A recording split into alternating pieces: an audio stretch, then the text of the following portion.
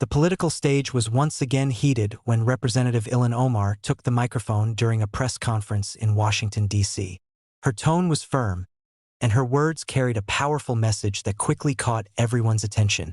Speaking passionately about equality and unity, Omar declared, "America is not a white nation. It's a nation built by people of all colors, all faiths, and all backgrounds." Her statement immediately stirred a reaction across the media and social platforms. Some praised her for speaking about inclusion and diversity, while others criticized her remarks as being politically charged. The room grew tense as reporters began asking follow-up questions about her views on former President Donald Trump and his policies. Omar didn't hold back. She accused Trump of promoting division and claimed that his leadership style had made many Americans feel excluded. "The strength of this country lies in its diversity," she continued.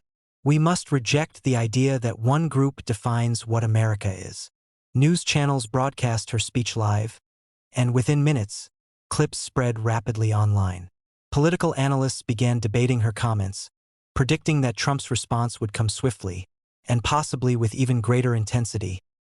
Little did anyone know, Trump was already preparing his reply.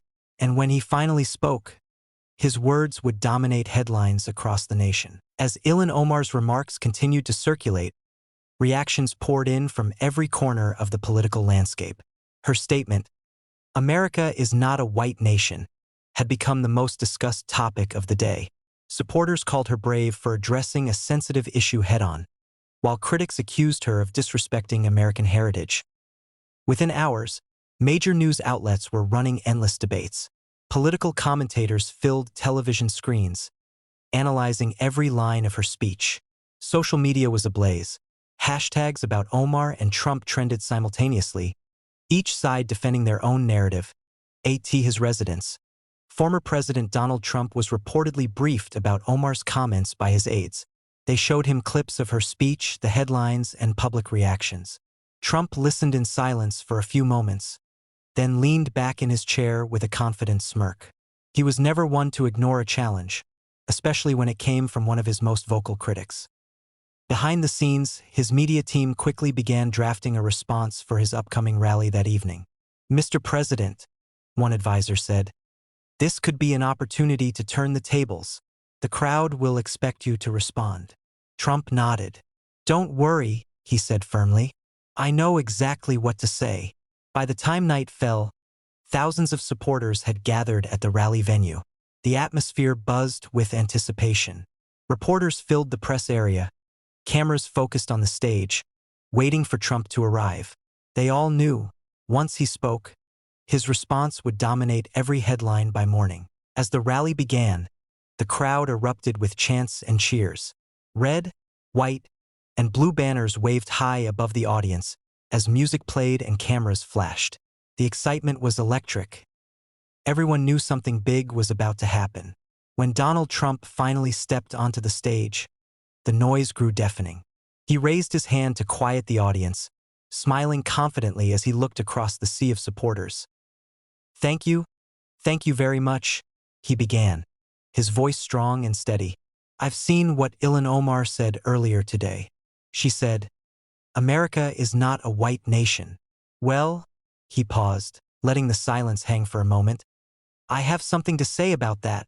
The crowd leaned forward, waiting for his next words. Trump continued, "America is a great nation, a nation built by people of every background.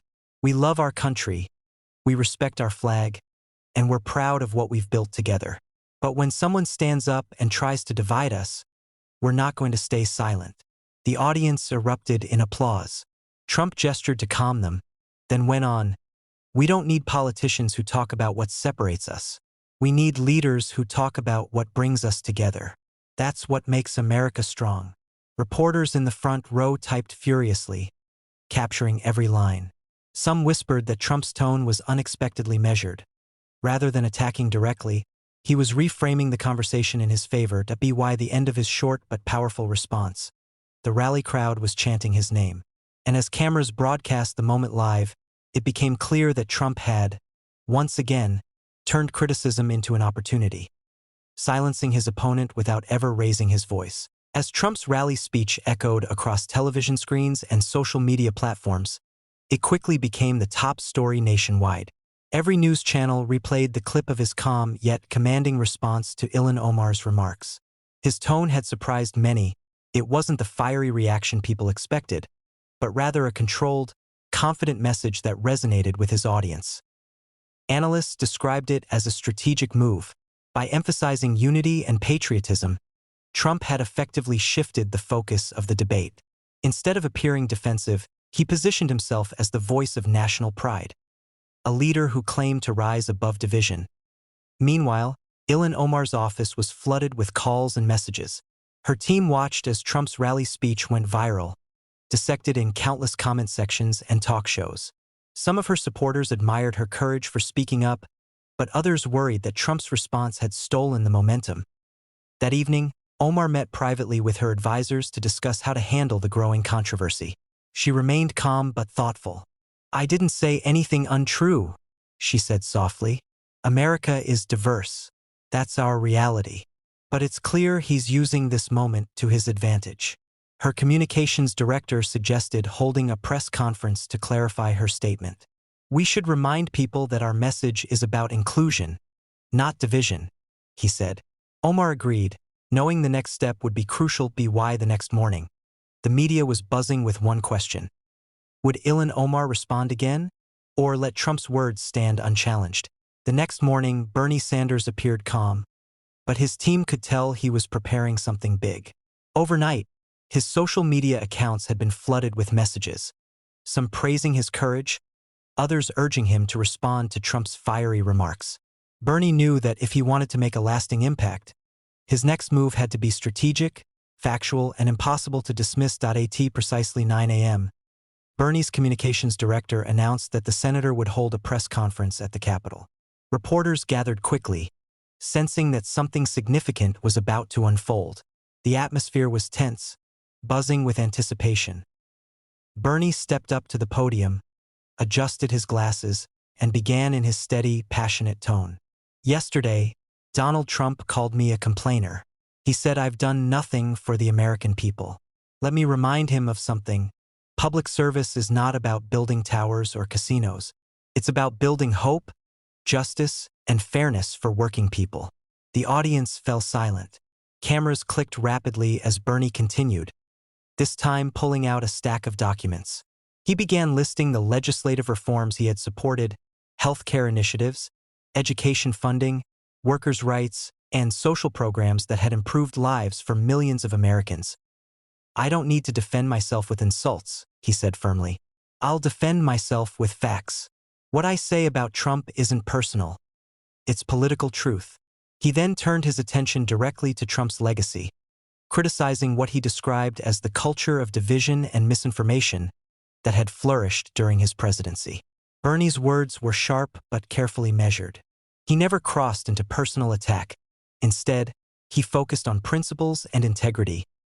"When I call someone a demagogue," Bernie explained, "I mean a person who uses fear and anger to divide people. And when I call someone a criminal, I refer to actions that undermine the trust of the public. That is not hatred, it's accountability." The crowd applauded, some even standing. For the first time since the controversy began, Bernie's response appeared to regain control of the narrative. His supporters praised him for maintaining composure and sticking to facts instead of resorting to the same style of confrontation Trump was known for. Within an hour, the press conference went viral. Major news outlets played the clip under headlines like, "Bernie Sanders fights back with calm precision," and "Bernie responds with facts, not fury." Even some neutral commentators admired his approach. Political analyst Dana Richards remarked, "Sanders just turned the conversation from personality to policy, and that's where Trump's team might struggle to keep up." Meanwhile, Trump was said to be watching the entire event from his private office. His reaction was unreadable. Those close to him said he leaned back silently, tapping his desk, clearly thinking about his next move.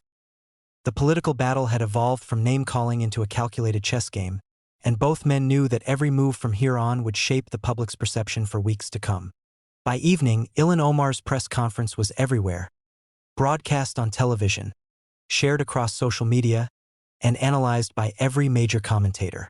Her composed tone and focus on unity earned her praise from some corners, but her critics argued that she was trying to rewrite what she had said earlier. His residence in Florida. Donald Trump watched the news coverage with his advisors. He remained quiet for a moment, then turned to his communications director. "She's playing the unity card now," he said with a half-smile. "But people know how to read between the lines." His team debated whether he should respond again or let the story fade. Some believed silence would make him look dignified, while others argued that his supporters expected another strong statement. After a brief discussion, Trump made his decision. He would address the issue once more, but this time not from a rally. He wanted to speak directly to the American people in an interview. That night, he appeared on a major news network for a one-on-one discussion. The interviewer wasted no time asking about Omar's comments. Trump leaned forward and replied, "Look, America belongs to everyone who believes in it. We're all part of the same nation, but we can't let people talk like this country was built on division. We've come too far for that."